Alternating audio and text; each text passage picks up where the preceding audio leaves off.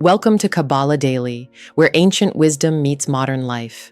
My name is Mira Levine, and in today's episode, The Weight We Carry, How to Release What Isn't Yours.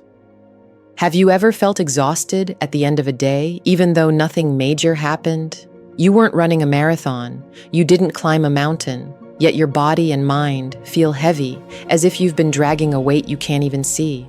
Kabbalah would say, you are. Because much of the heaviness we feel doesn't come from the tasks of the day.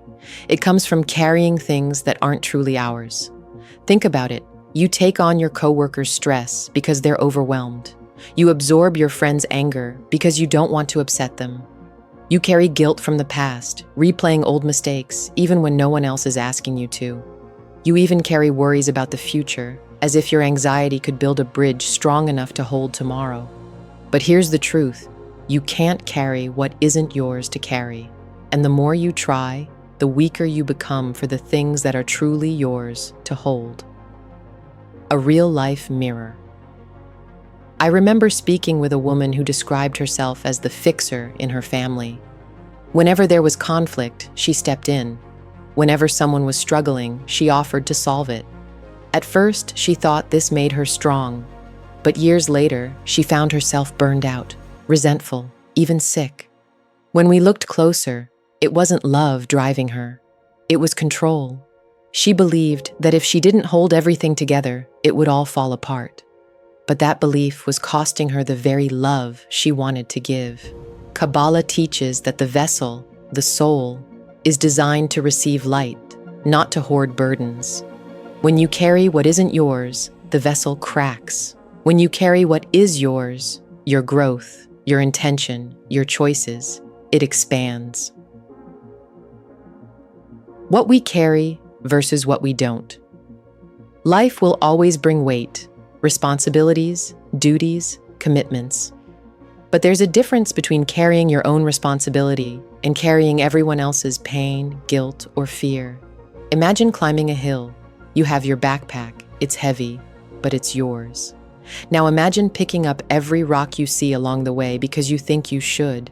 Before long, you collapse, not because of the hill, but because of all the rocks you were never meant to carry. Everyday examples. At work, you stay late every night because you can't say no, even when the extra tasks aren't yours. The weight isn't just the work, it's the inability to set boundaries. In relationships, you replay old arguments in your mind, carrying shame long after the other person has moved on. The weight isn't the mistake. It's your unwillingness to forgive yourself. As a parent, you take on your child's every struggle, trying to control their choices.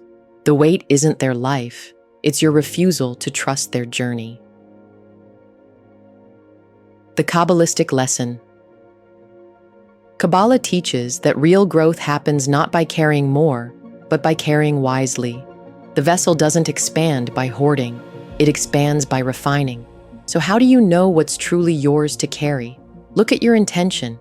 If your action is guided by ego, I must control, I must fix, I must hold everything together, you're likely carrying what isn't yours. If your action is guided by light, I will take responsibility for my choices, I will show up with love, I will trust the process, then you're carrying exactly what you're meant to. A practice for this week. Here's something simple. Tonight, before you sleep, write down one thing you're carrying that isn't yours. Maybe it's a fear about the future. Maybe it's resentment from the past. Maybe it's someone else's expectation of you. Then say quietly to yourself, "This isn't mine. I release it." You may be surprised at how much lighter you feel in the morning. Final reflection. So let's return to our question. Why do we feel so heavy when life doesn't look that heavy? Because we confuse love with carrying, but love doesn't mean holding everything.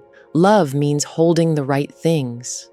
The light doesn't ask you to carry the world. It asks you to carry your vessel, to refine it, to strengthen it, to expand it.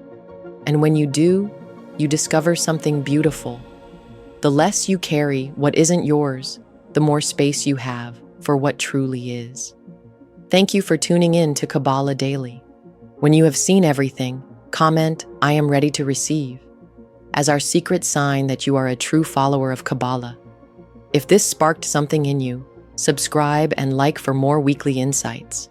Share this with someone who's ready to look deeper. Until next time, receive with intention, give with purpose.